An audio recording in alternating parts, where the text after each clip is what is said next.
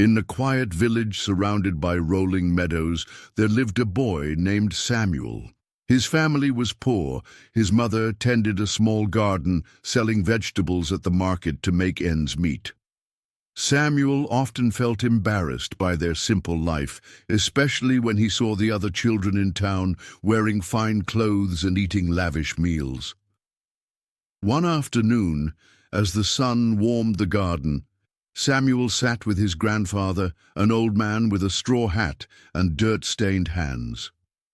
"Grandfather," Samuel said, "how can I ever achieve anything great when we have so little? It feels like I'm stuck in this small life forever." His grandfather smiled and picked up a tiny seed from the soil. "Let me tell you a story, Samuel," he said, "a story about a seed and the gardener." Samuel leaned in, curious. "Once there was a tiny seed, no bigger than a grain of sand. It lay buried in the soil, surrounded by darkness. The seed felt insignificant and hopeless. How can I ever grow into something great, it thought. One day the gardener came and planted the seed deep in the earth. The seed cried out, "Why are you burying me? I'll never survive down here." The gardener replied, "You must trust the process. The darkness is not your end. It's where your journey begins."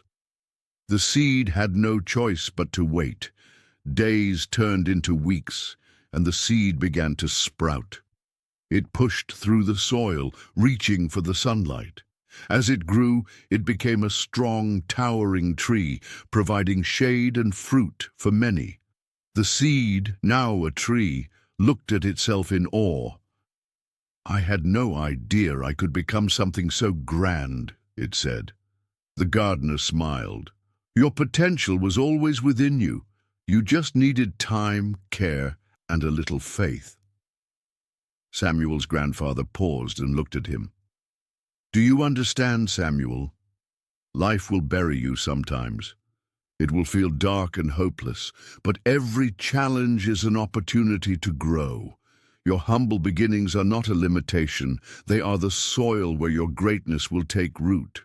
Samuel thought about this deeply. From that day on, he stopped resenting their simple life and began to see it as the foundation for his future. He worked alongside his mother in the garden, learning about plants and soil. But he also studied books borrowed from the village school and dreamed of becoming a botanist. Years later, Samuel combined his love for gardening with his scientific knowledge, developing new ways to grow crops in poor soil. His innovations helped feed entire villages, and he became known as the Gardener of Hope. He never forgot his grandfather's story about the seed and the gardener. Whenever he faced challenges, he reminded himself, "I am the seed.